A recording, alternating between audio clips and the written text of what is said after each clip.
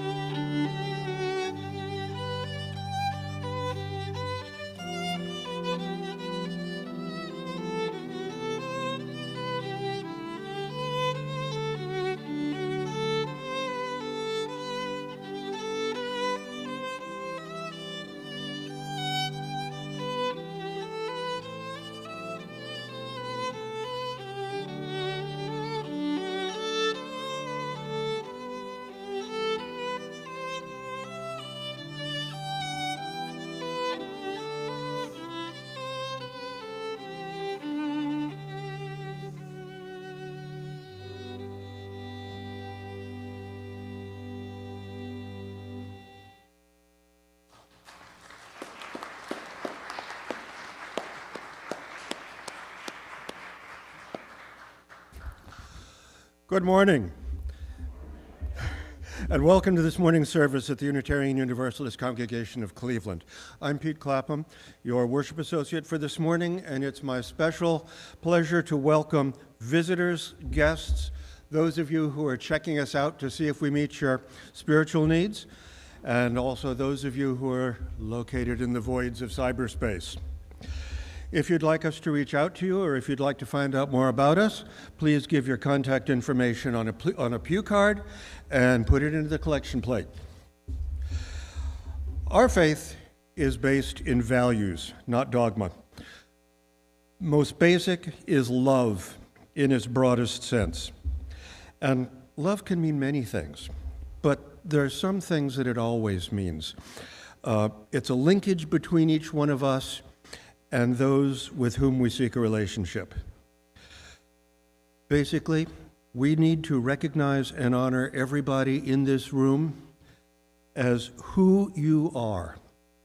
There are so many factors that have been used to divide us rather than to unify us that it's easy to forget that any community, especially the blessed community that we seek to form, requires the glue that makes relationships possible.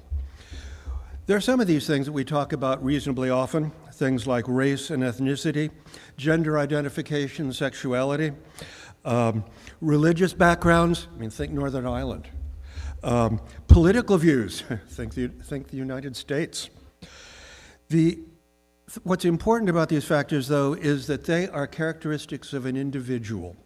They may be very important to you in your own self-identification, but they don't affect your ability to love or to be loved.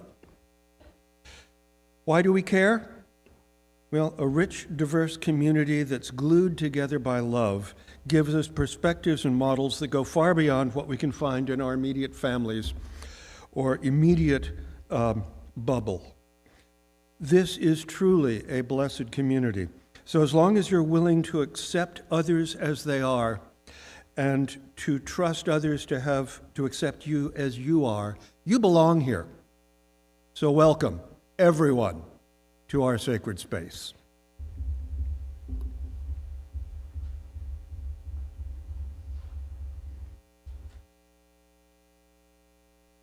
What's lighting? I left my order of service down there. Sorry about that. One of the things about this church that's always been very important is music. And I couldn't resist. Much of the music today is from one of the most beautiful and spiritually uplifting pieces of music ever written, the Fauré Requiem. And our chalice lighter today is Lucy Carney, who is the wife of Mike Carney. And I think one can argue rather strongly that our music program would not be as vibrant as it is without her. She's also making her debut in the postlude today as the organist.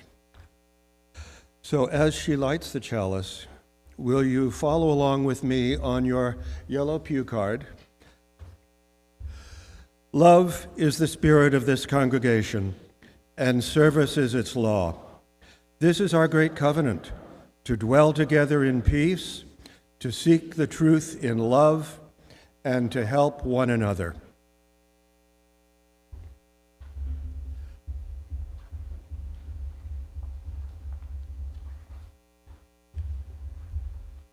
Good morning. I'm the Reverend Kristy Stuart. My pronouns are she, hers, and I'm so grateful to be with you today as your newest affiliated community minister. I serve as a palliative care chaplain at University Hospital's Cleveland main campus. I welcome you today with these words from Norman V. Naylor. Do not leave your cares at the door. Do not leave there your pain, your sorrow, or your joys. Bring them with you into this place of acceptance and forgiveness. Place them on the common altar of life and offer them to the possibility of your worship. Come then and offer yourself to potential transformation by the creative process that flows through you and all life. Amen. And now we're going to sing together in the gray hymnal, hymn number 128, for all that is our life. But before we do that, I invite you to take a moment and greet the people around you. If you see a face that you don't recognize, please make a special effort to make those folks feel welcome.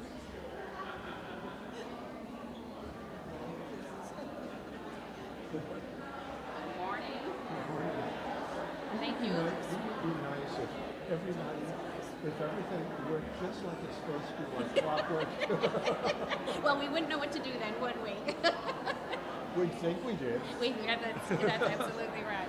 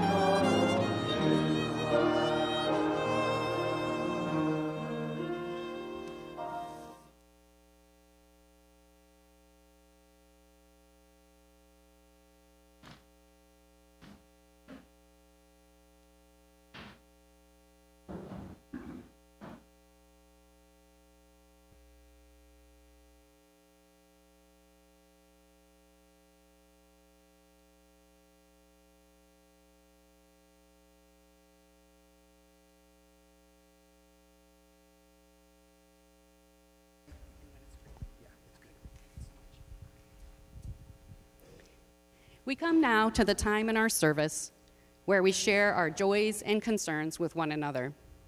If you're joining us online today, I invite you to put any joys or concerns you want to share with the congregation in the comments below.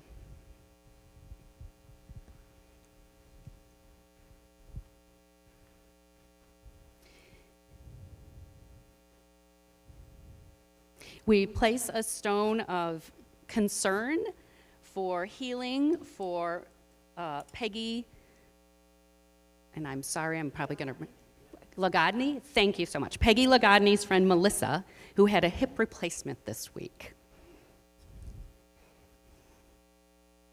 What else do you carry with you today that you wish to acknowledge?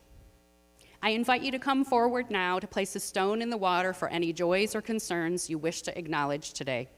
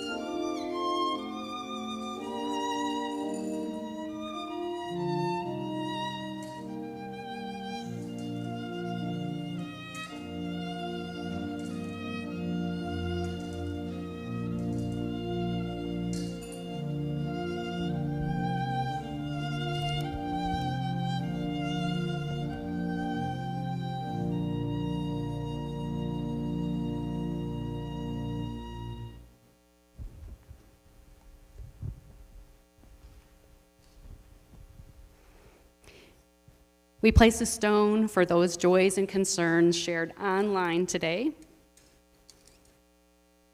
And we place a stone for the joys and concerns that remain in the silent sanctuaries of our heart.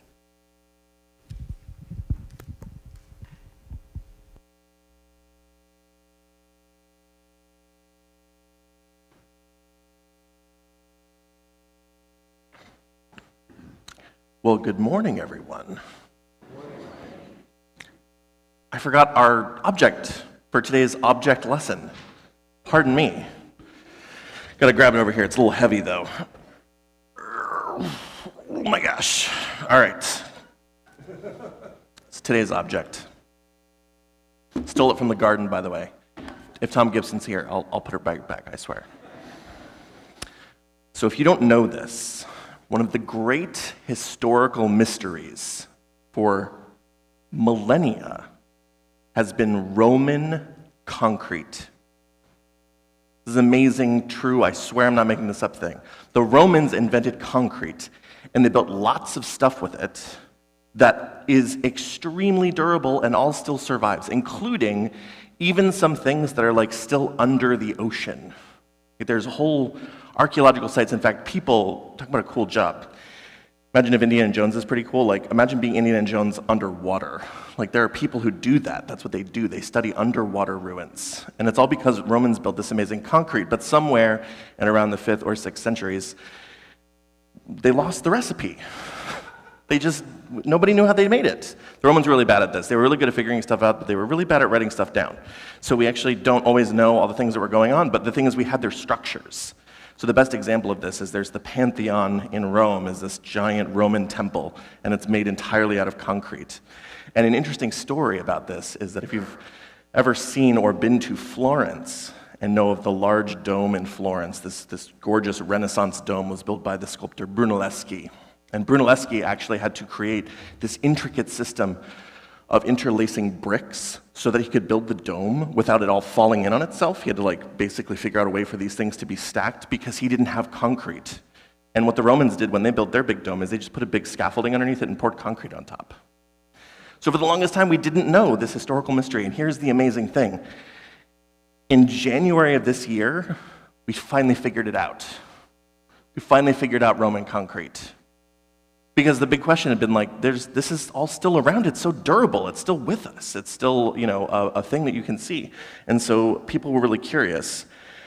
And no surprise here, as the scientists were studying it, they learned that the things that previous scientists had said looked like primitive builder mistakes in Roman concrete was actually the key to why Roman concrete was so good. And so it turns out that there's this entire different process that involves heating up the mixture while you're making the concrete that actually makes this is amazing. It makes Roman concrete self-healing. Roman concrete has basically minerals inside of it so that when cracks emerge and rain comes on them, the water activates these minerals and they fill in the cracks. So if you have a stone that's leaky, that there's a crack and water is coming through it, in 2 weeks, the water doesn't leak through anymore. We learned that. Isn't that amazing? In December of 2022, we didn't know that, and now we do. So why are we talking about concrete today? We often talk about our interconnectedness, and we often frame that through this idea of a web. Our interconnectedness with the world, this grand web that connects us all together. When we talk about our life as a community, as a beloved community, concrete is actually a really, really good analogy for it. So if you've never looked at it up close, concrete is little hard stones, but cemented together in this pasty mash that keeps it all together. So these many little things become one thing. Does that sound like beloved community to you? This giant stone of things that we can then build stuff with. We can be creative together. We can build more than we could do on our own as little pebbles. We can become together by sharing our strengths. So if concrete can tell us something about what it's like to be in beloved community, what might we do to Romanize ourselves?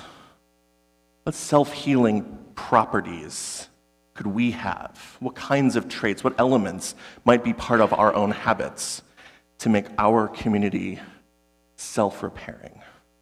One thing we're currently involved in right now is a year-long covenant creation process. Covenant creation is a way that we self-repair. That's an important part of our being together. Last week I was talking about hanging out and the importance of spending time together without doing stuff. Maybe that's a kind of self-repair. It's really easy to navigate fissures in our relationships when we have a lot of time with one another, just being in space with one another. What other habits, what other practices might we come up with that could fill in those cracks and those broken places when they emerge? So I get to say a very fun thing on a Sunday morning.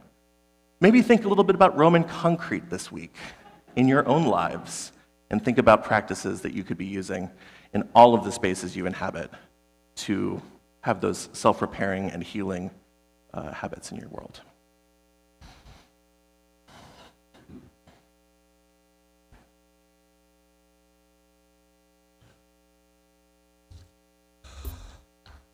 The offerings that we take in this church are normally part of our outreach to communities around us that help make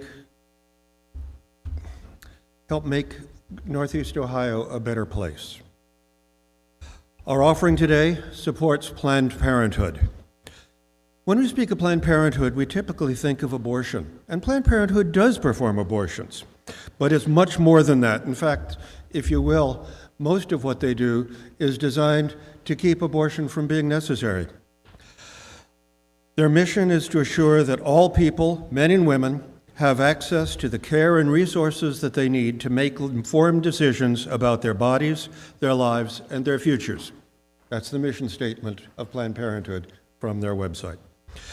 They have expert healthcare professionals that are dedicated to providing high quality, compassionate, and affordable care, no matter what. It serves the diverse needs of local communities through a network of more than 600 centers throughout the U.S., of which 17 are in Ohio and 8 within the Cuyahoga, Lorain, and Summit County area. These centers provide services from birth control, testing and treatment for sexually transmitted diseases, screenings for cervical and other cancers. Planned Parenthood reaches out to classrooms and communities, both in person and online, to help people make informed choices about their sexuality and relationships. I don't know how many of you are old enough to remember the days before Roe v. Wade, where basically the service, and before Griswold versus Connecticut, when the services offered by Planned Parenthood now were not available. God help us if we ever have to go back there. I could tell you a story that a friend of mine had, but I won't. Please, this is one of the most important groups that we can support. So please be generous. If you are online, please use our Cash App. You know how to do that.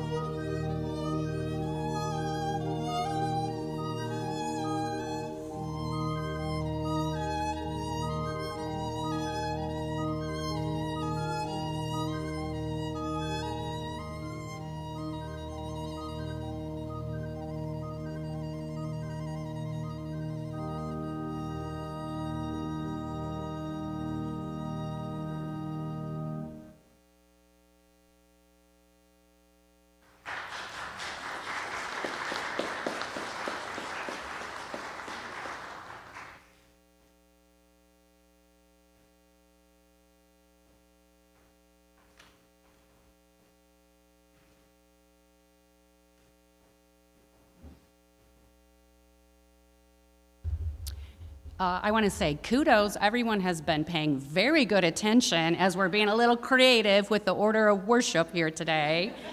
So we're going to do the acceptance of gifts, which is on your yellow pew card if you want to read along. We will dedicate this offering. And are you ready? We offer these gifts with gratitude, and we acknowledge the constant gifts of time, talent, and treasure that strengthen and nourish this congregation as a reflection of our commitment to community within and without, our purposeful spirituality that is ever searching and growing, and our intentional actions that lead to greater justice in our congregation, our city, our nation, and our world.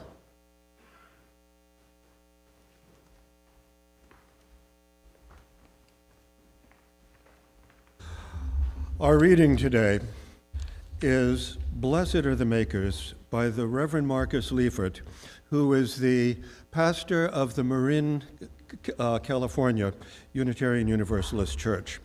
I had the opportunity before the service to take a look at his website. It's quite interesting. I'd like to share a lot of it, but there isn't time.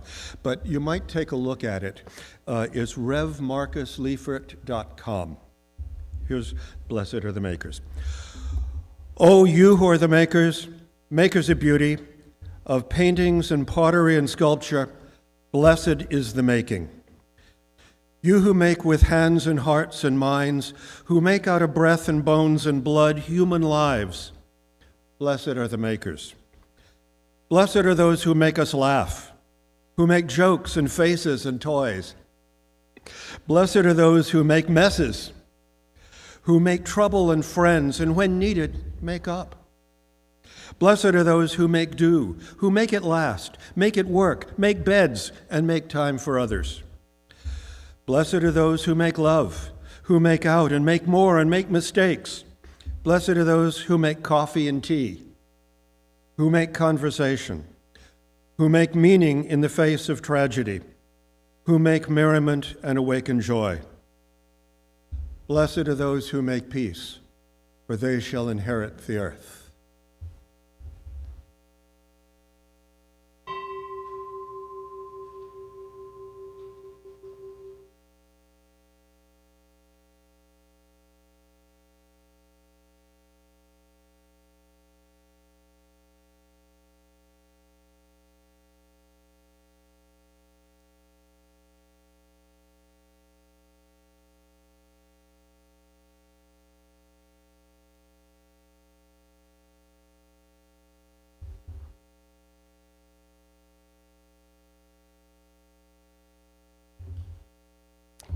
It was a Thursday afternoon, and I was in my third family meeting of the day. As a palliative care chaplain, part of my role is to accompany patients, family members, and our palliative care doctors and nurse practitioners as they navigate the patient's severe, life-limiting illnesses. This particular meeting was led by our nurse practitioner, Joe, who was caring for an elderly man named Bob. Bob's illness had progressed to the point that he required life support. Joe looked at each of the family members as she calmly and kindly told them, "Your father is dying." She continued, "I wish things were different." Joe paused, knowing the heaviness of that statement, knowing that the family needed some time to absorb this devastating information. When the family seemed ready to continue, Joe said, "I'm so sorry. This is so hard. It's obvious how much you love your father." After more conversation about Bob's prognosis and how the medical team would work to keep Bob comfortable, Joe asked the family, "What questions do you have for me?" I wonder, as you listen to this story, if you can hear the values that guided Joe's conversation with the family. As I think about the meeting, I notice Joe's simple and honest statement that Bob was dying. I note Joe's attention to the family's emotions. She respectfully gave them time to process their feelings by allowing for intentional silence. Joe compassionately affirmed their experience by acknowledging how hard it was. She named the love the family felt for their father and ended the conversation with authentic curiosity. Reverend Marcus Liefert, the author of the blessing that Pete just read for us, also wrote a beautiful reflection about, of all things, grout. Grout. He tells the story of a congregation who created a Tree of Life mosaic. He writes, "Congregants of all ages came together to craft the tree's leaves using bits and pieces of broken ceramics, jewelry, glass, and stone. There are many precious personal items in the tree, including fragments of the Berlin Wall, a father's watch face, pieces of great-grandmother's china, and a key to the front door of a loved home. Like the members of the community that brought them together, each part is imbued with memories and meaning. Each fragment holds a piece of the truth." He goes on to say, "Unitarian Universalists are mosaic makers. We are a people who bring together the broken pieces of our histories and the shining pieces of our seeking, and piece by piece create a mosaic religion. Our tree of life is found in the stories of our living tradition. The bead from a transformational moment of worship at a youth conference, the bit of paper stamped with the blazing emblem of the Unitarian Service Committee that saved lives during World War II, the button or patch on a backpack that proudly proclaims the first justice issue that lit our souls on fire. But our mosaic tells another story too, one that is often more difficult to see, one that is essential to the purpose of religious community, one that lies not in the beautiful and broken bits and pieces, but in the grout."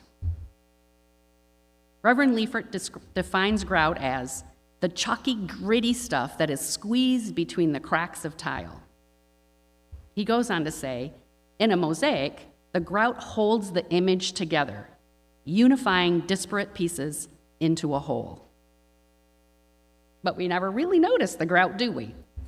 It's not typically noted as part of the description of the art, even though the pieces of the mosaic would just be a pile of broken glass, ceramics, and jewelry without it. The grout is an unremarked on but integral part of the art. That phrase, an unremarked on but integral part of the art, could also be used to describe Joe's guiding values in the palliative care family meeting. As Unitarian Universalists, we might refer to grout as covenant. I think of covenant as how we agree to be together and what we do when we inevitably mess up. Our covenant might use some of the same guiding values as the ones we use in palliative care conversations: respect, honesty, compassion, love, and curiosity.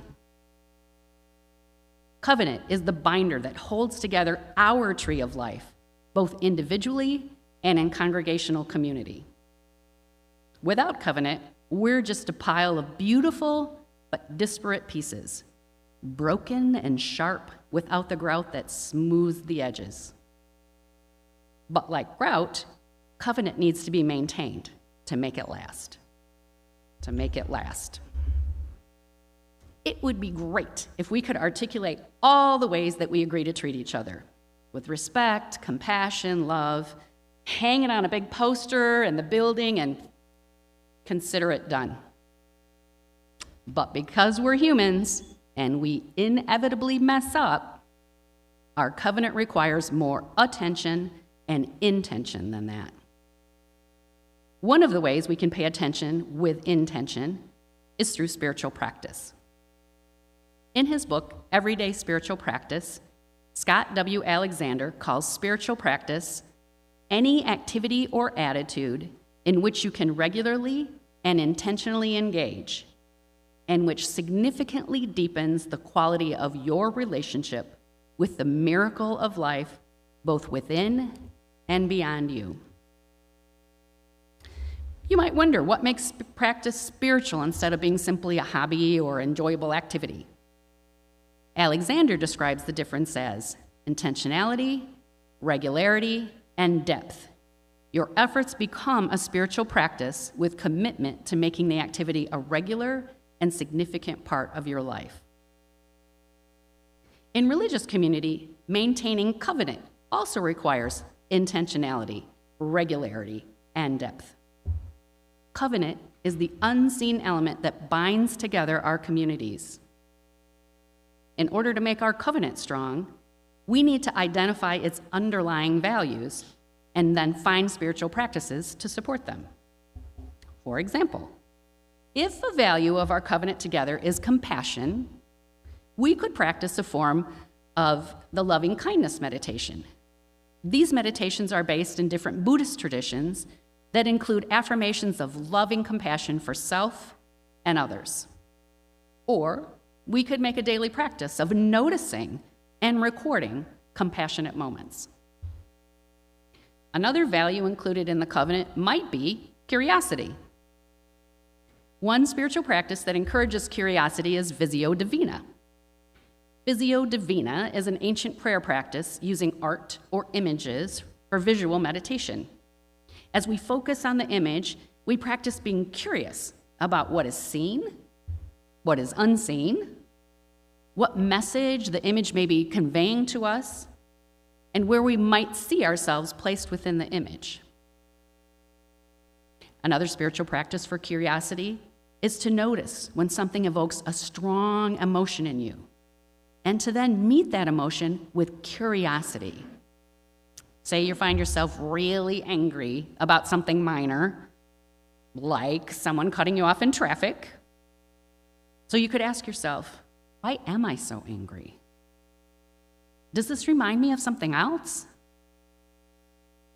Do I often find myself angry about the same type of situation? Or am I just tired? Do I need to eat? What's going on with me right now in this moment? Spiritual practice can be anything done with intentionality, regularity, and depth.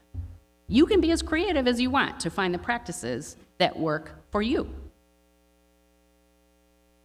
Roman concrete, grout, covenant. All are needed to unite the beautiful, disparate, broken bits of our experience as we create the mosaics of our lives. However, our mosaics are only as strong as the materials we use to hold them together. May we find the right mixture of concrete and compassion, creativity and grit, love and curiosity to keep this beautiful, beloved community strong. Amen. And now I invite you to join in singing hymn number 318 in your gray hymnal, We Would Be One. So please rise in body or spirit.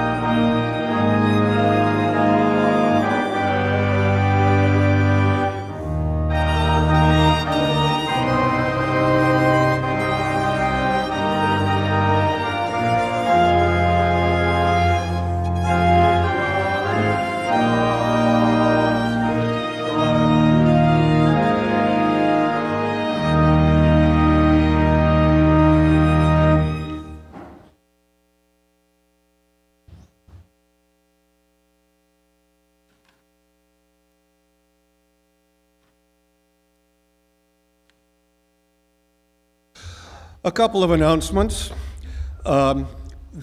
Immediately after the service, there will be a building tour for those of you who would like a building tour. Could you hold up just look for the tour guide thing in Allison's hand right now, and meet with her, and she will guide you through our building. Very important, on Wednesday, May 10th, at 7:30 to 9, there will be a presentation on Zoom of the UUCC annual budget. And if you're interested in what the church does, there's an old saying, follow the money. You can do this next Wednesday, 7:30 to 9 on Zoom. I'm assuming that there will be a general email that will go out from the office with the connections.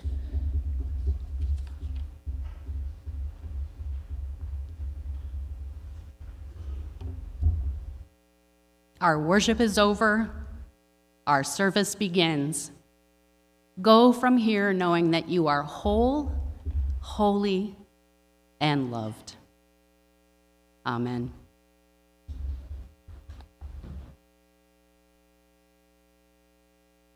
And as our service comes to an end and we extinguish the chalice, will you read with me the words on the yellow pew card? We extinguish this flame, but not the light of truth, the warmth of community, or the fire of commitment. These we carry in our hearts until we are together again.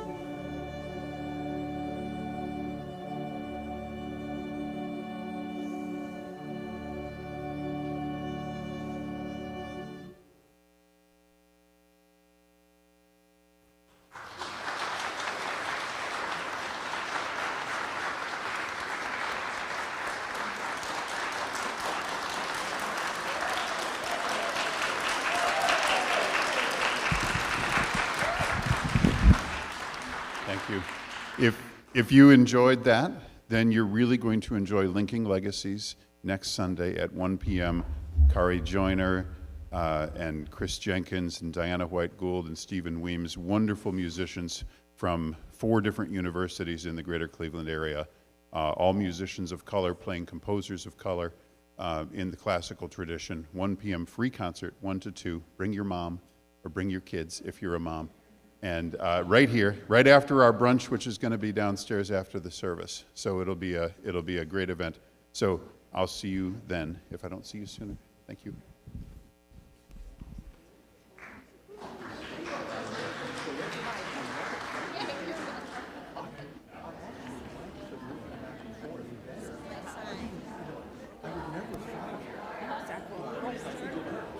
Yeah, it was great. Thank you so much.